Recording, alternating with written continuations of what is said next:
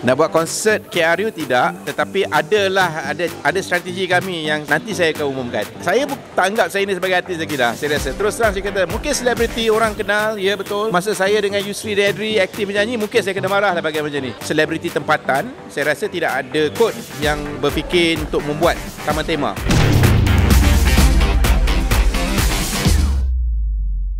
Okey, hari ini Dato' Norman ada melancarkan satu taman tema yang berkonsepkan edutainment kan. So kalau macam kita tahu artis-artis lain banyak buat bisnes tapi diorang ada lancarkan produk macam baju ke makanan ke kan. Tapi Dato' Norman sendiri sangat rare ya, dia melancarkan taman tema. Apa komen Dato' Norman? Saya tak sangka lah macam boleh sampai ke sini. Saya bandingkan masa zaman saya mula-mula rap dulu, macam mana saya sampai ke sini sekarang lepas 31 tahun dalam industri. Ini adalah satu pencapaian baik bukan saja saya sebagai artis tapi juga syarikat KRU Studios yang menerbitkan filem. Bagaimana ianya berikan mungkin saya harap beri inspirasi kepada golongan muda yang lain untuk mencapai apa jua yang mereka ingin capai. Tapi kalau kita lihat dari segi perkembangan syarikat-syarikat media yang lain, khususnya syarikat penerbitan filem, sebenarnya ini bukan sesuatu yang luar biasa. Mereka dah banyak daripada Universal Studios, Universal Pictures jadi Universal Studios, ni menjadi theme park Disneyland. Jadi sebenarnya bukanlah satu idea yang terlampau unik bagi KRU untuk masuk ke bidang ini. Tetapi kalau ikutkan dari sudut selebriti tempatan, saya rasa tidak ada kod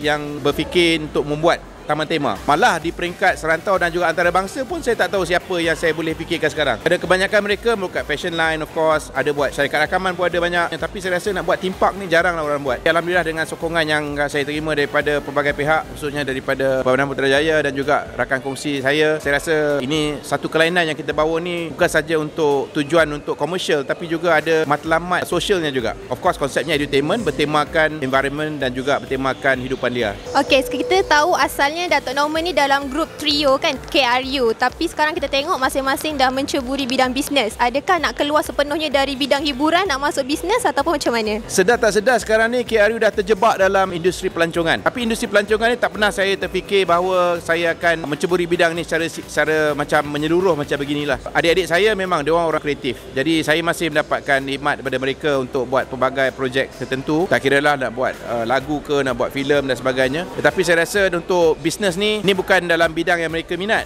Jadi saya sendiri memang itulah sebenarnya jiwa saya pun. Saya sebagai seorang usahawan, saya akan terus kembangkan perniagaan sebanyak mana yang boleh. Okey, kalau sekarang ni kita tengok ramai artis berebut-rebut nak buat konsert kan.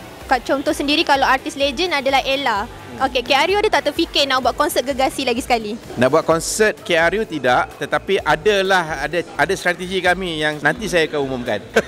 Nanti saya umumkan. Tapi buat masa ni tidak ada perancangan untuk kami buat konsert buat masa ni. Pihak yang mempolitikkan orang yang macam contoh Coldplay, ada pihak yang membantah untuk buat konsert kat sini kan. Apa komen Dato' Norman? Saya rasa apa-apa konsert kita kena tengoklah siapa yang buat persembahan, dengan artis yang buat persembahan tersebut. Kita kena percaya kepada generasi muda kita dan juga warga yang mereka yang minat menonton konsert tersebut. Tidak semestinya mereka mempunyai image negatif ni, orang akan ikut-ikut benda negatifnya. Jadi pada pandangan saya rasa kalau mereka meminati muzik tersebut, tak perlu ikut cara orang lain. Contohnya kalau artis tu dia dikenali dengan ada masalah dadah dan sebagainya, tak semestinya kita tengok artis tu kita nak isap dadah, kan betul? Jadi bagi saya rasa terpulanglah, jangan kita kongkong sangat generasi muda kita ni, malah masyarakat kita untuk apa yang boleh, apa yang tak boleh. Sekiranya kalau mereka lakukan kesalahan yang melahi undang-undang negara, of course kita stop, kan? Tapi kalau tak ada salah undang-undang, apalah salahnya? Okey, kalau kita tengok hari ni Dato' Norman berpakaian macam ni kan, sangat sporting.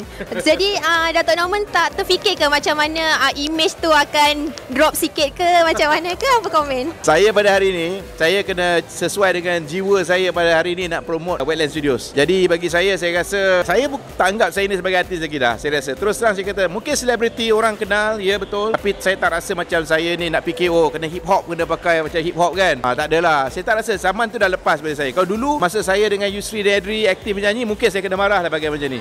Tapi zaman sekarang ni dah saya masing-masing buat hal sendiri dan masing-masing ada style dan image dia sendiri. Bagi saya pada hari ni kena sesuai dengan konsep dan itulah sebabnya saya pakai uniform ni. Based on jawapan Dato' Norman tadi, semua adik-beradik yang KRU tu dah buat haluan masing-masing. So kalau masa Dato' Norman mencuburi bidang ni, diorang support lagi ataupun tidak? Ya, support. Adri terlibat dalam penghasilan skrip dan dia terlibat walaupun duduk kat Manchester pun kita go through sama-sama. Dia punya skrip dan apa yang bagus, apa tak bagus dia komen. Dia dah melawat tempat ni juga. Yusri turut hadir pada sidang media pelancaran Wireless Studio kerjasama dengan Perdana Putrajaya. Kalau dia ada kelapangan masa, dia datang juga untuk lihat sekeliling ni. Jadi alhamdulillah saya masih dapat sokongan daripada adik-beradik saya, keluarga saya. Cuma saya kena faham bahawa mereka ada keutamaan pekerja masing-masing. Ataupun komitmen masing-masing. Adri ada komitmennya dekat Manchester, dekat dengan keluarganya dan juga apa yang dia boleh buat setakat mana dia mampu, saya faham. Mereka juga faham yang saya juga perlu lakukan beberapa perkara untuk bangunkan syarikat. Inilah, saya rasa inilah cara baru KRU. Kalau dulu kita duduk satu rumah sama-sama, naik kereta sama-sama, pergi ke lokasi konsert sama-sama. Sekarang ni kita masih lagi buat kerjasama melalui WhatsApp. Kita berkomunikasi dan kita bagi tahulah perkembangan masing-masing.